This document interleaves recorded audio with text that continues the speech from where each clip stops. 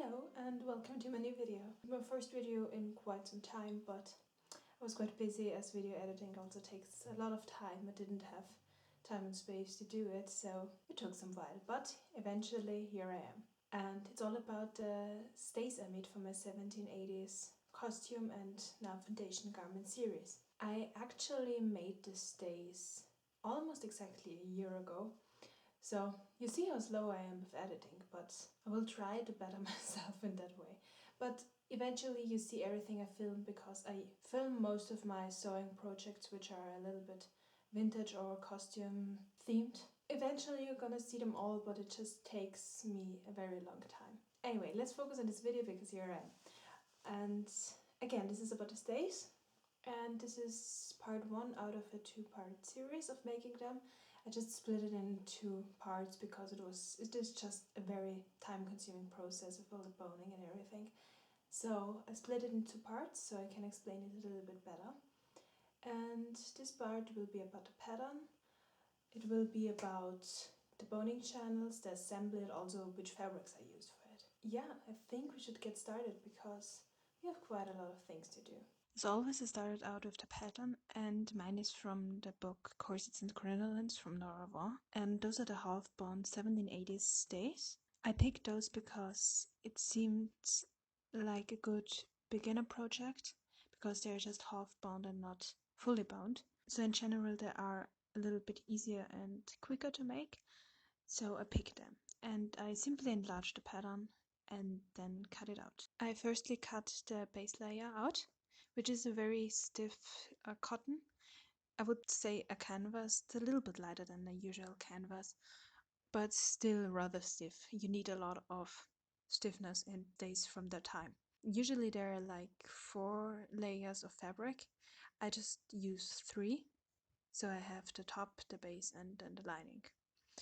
And that worked pretty well, but I would suggest anybody making this that you use 4 layers because mine aren't as stiff as I like them. I did make sure that I was very precise when cutting this out. Garments from that period are much easier made if you are precise when cutting it out. And I added 2 centimeters of seam allowance to all the seams, and none on top and none at the bottom, because those edges will get binding eventually, so you don't need any seam allowance there. And then I copied all of the markings I made onto the backside with copying paper to make sure that everything is lined up on both sides perfectly. For the top layer I picked a linen fabric, and an orange linen in my case, and for the binding I picked a very light green, almost grayish, lightweight cotton. And then I repeated the whole process I did with the base pattern with the linen, except that I didn't use the pattern anymore. I used the base, and I think I added some seam allowance because it seemed a little too narrow for me. I'm not quite sure why I did that, but never mind. You don't have to do that if your seam allowance is wide enough. I'm not quite sure why I did this. But other than that, I basically cut the same pattern out with linen.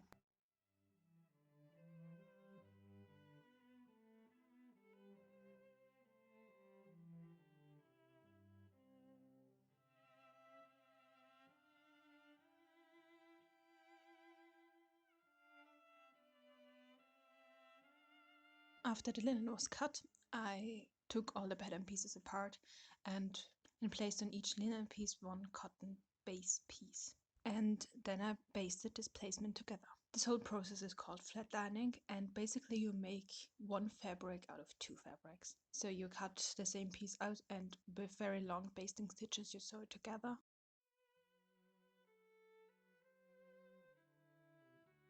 And then I started with sewing. And the first seam I sewed was the back seam. There will be boning in the back, and next to that will be the eyelets. So I sewed that up first, and then I immediately installed the bone into it.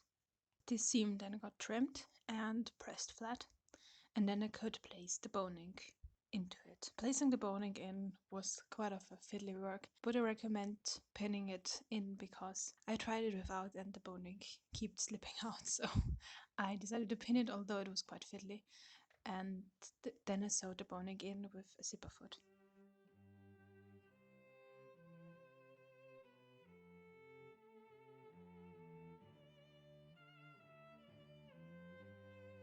After that was done, I could also baste the back piece, which I left out until now because, well, it gets turned around once, so you can only baste it then.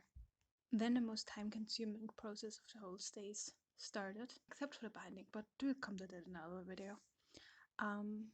But other than that, sewing the boning channels. And I imagine fully bond stays are very time-consuming to make, because even the half bond stays were quite labor intensive. And I started on the back piece as well and sewed first one line for the boning channel, then I marked a centimeter away, and then I sewed the other side of the boning channel. I did this because it gets very, very precise that way. You could obviously draw out the whole boning channel and sew both sides, but I thought if I have like a little wiggle in one seam, or one seam gets a little bit wonky, I can't correct that with the other seam. I have to rip it out again, and this ensured me that all the boning would fit perfectly and none of the channels are too tight or too wide. And I did basically the same thing for the side back part and for the side front part.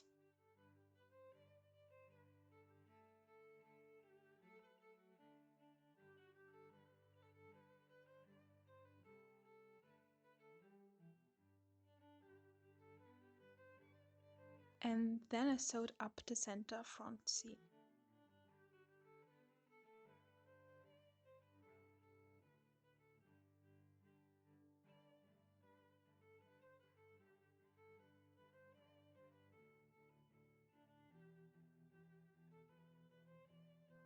Hey there guys, so I made a little mistake.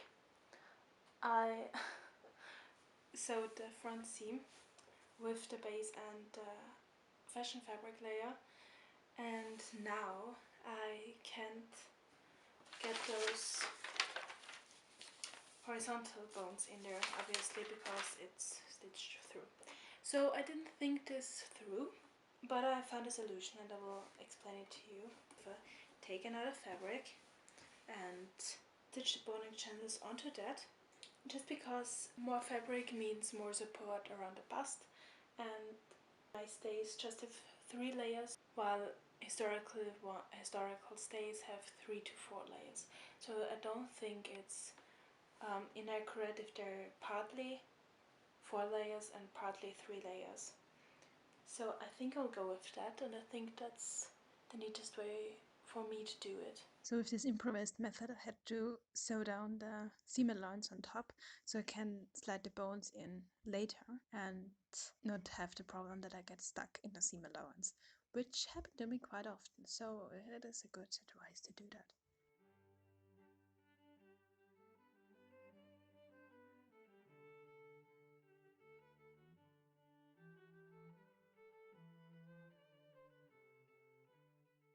And then I pinned on this additional piece of fabric, which is used for the horizontal boning channels, and marked where the first one will start and sewed this line.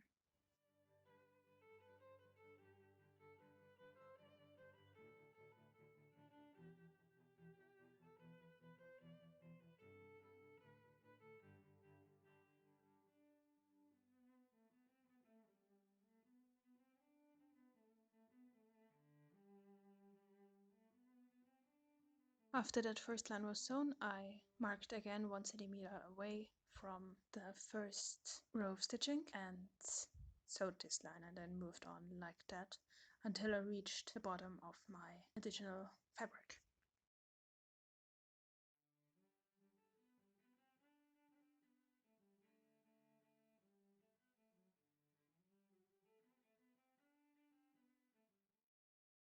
The excess around the sides got then trimmed away because all the boning channels were sewn on curved, as it is shown in the pattern itself.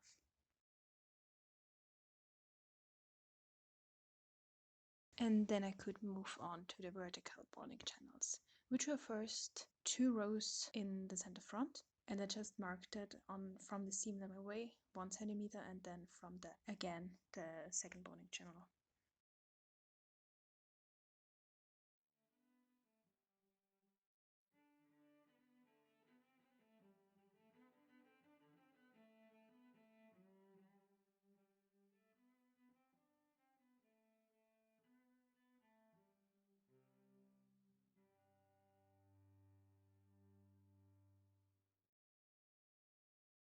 And then I started sewing the diagonal channels, which wasn't the best idea either, but I will explain that again now. So what I did till the last clip you saw till now was I finished those vertical bones and inserted this bone. I stupidly, as you saw in the last clip, made those seams and then forgot that I can't insert those bones anymore. So I had to rip it out again and insert those bones right here. And then I could close it with a seam. And then I had to insert this bone and then I could close that with a seam. So you have to build it out a little bit. But yes, my first days I make mistakes. But it works out. So now I can start assembling all the seams of the stays. Now after all the necessary bones are in and all the boning channels are sewn, I could start with the assembly because all the other boning channels are going on the seam lines. So I had to make them first, obviously. And I started with the front this time, pinned the side front to the front itself and sewed it and then moved my way all the way to the back.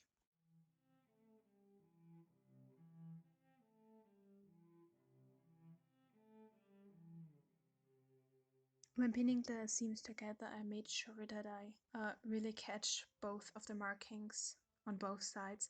So again, the seams are as accurate as I can get them.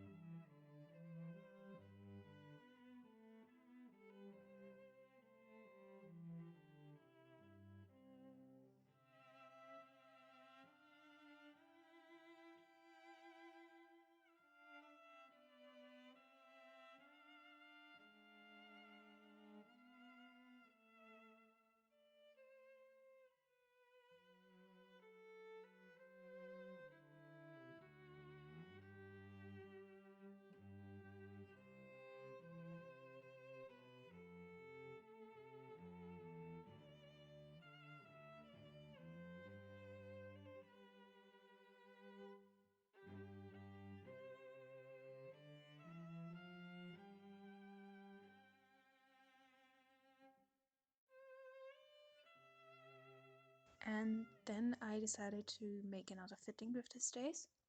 And for that I made sort of an eyelet channel out of scrap material where I just punched holes in where the eyelets will go. And then I pasted this onto the stays, which is a very lazy way of doing it, but I wanted to make another fitting with the bones in. And I am glad I did that because the stays were a little bit too wide, so I could take that in. After that was corrected, I could trim all the seams down. The seams then got pressed open, and I don't worry about the seam allowance being too short because the boning will sit between the outer fabric and the base fabric. I trimmed them so short because I wanted to reduce any additional bulk that doesn't serve a purpose and isn't needed for support. And then I marked the boning channels from the seam away 1 centimeter on, I think, every single seam. This will give the stays a really nice structure in the end. And then in preparation for putting the boning in, I sewed one seam line around on top, planning on inserting the boning from the bottom so it doesn't slide out at the top.